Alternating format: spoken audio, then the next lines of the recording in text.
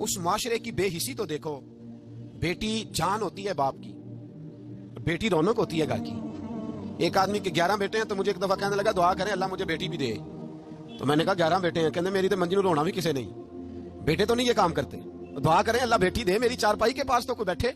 ओ भाई बेटी जो इतने वकार वाली हुई तो आप पढ़िए ना, हजरत दाहिया कल्बी कहते हैं उस शख्स ने आके अर्ज की या रसूल अल्लाह सल्लल्लाहु अलैहि वसल्लम मैंने 100 बच्ची जिंदा दफन की है, जिंदा दफन।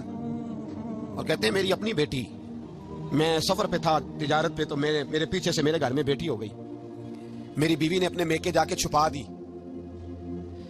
तो मैं वापस आया तो उसने कहा बच्चा हुआ था फौत हो गया, मैंने दफन कर दिया। जब बच्ची 4-5 साल की हुई तो मुझे पता चला मेरी बेटी है। कहते मैं उसे लाया और मैंने उसे कहा मैं तेरा बाप हूं, तुझे तोहफा लेके दूंगा, खाना खिलाऊंगा। कहते हैं वो मेरे बालों से कभी लिपटती, कभी मेरे सीने पे हाथ रखती, कभी मेरा माथा चूमती, पर मैं उसे ले गया और ले जाकर मैंने गड़ा खोदा और उस गड़े में उस बच्ची को जब रखा, उसने बाहर आना चाहा तो मैंने उसके सर पे ज़रब लगाई। जब चोट लगाई तो वो दोबारा गड़े में गिरी। मेरा वैसे विजदान कहता है कि जब से मिलाद हो गया है, आज किसी बाप की बेटी अगर चारपाई से गिर जाए तो शायद वो सारी रात सो ना सके कि बच्ची गिर गई है मेरी। कहते हैं मैंने चोट लगाई, सर पे खून बहा तो वो गिरी, मैंने मट्टी डाली, वो अब्बा जी कहती रही। कहते हैं जब उसका वजूद छुप गया और उसके चेहरे पर मट्टी पड़ने लगी तो उसने एक लफ्ज कहा, वो लफ्ज मुझे आपके पास लाया है। वो बेटी कहने लगी है अल्लाह बता तेरा रहमतुल्लिल आलमीन नबी कब आएगा। या अल्लाह बड़ी बेटियां दफन हो गई, बड़ी माएँ मंडियों में बिक गई, गरीब बड़े लुट गए, परेशानियां बड़ी बढ़ गई, अल्लाह बता ना तो उसे कब भेजेगा।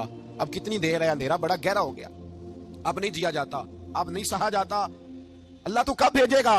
हजरत दाहिया कल्बी कहते हैं वो बता रहा था और नबी करीम बार बार अपनी चादर का पल्लू उठाते थे और अपने आंसू पूछते थे, बार बार चादर का पल्लू उठाते थे और आंसू पूछते थे, बार बार उठाते थे आंसू पूछते थे।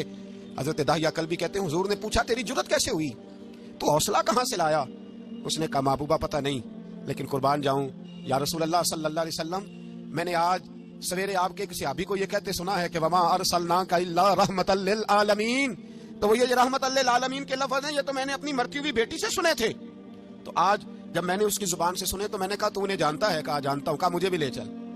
तो हुजूर मैं आपके दरवाजे आया हूं, रब माफ कर देगा। तो मेरे हबीब ने फरमाया चल पढ़ कलमा, जो मेरा कलमा पढ़ दे अल्लाह उसके सारे गुनाह माफ कर।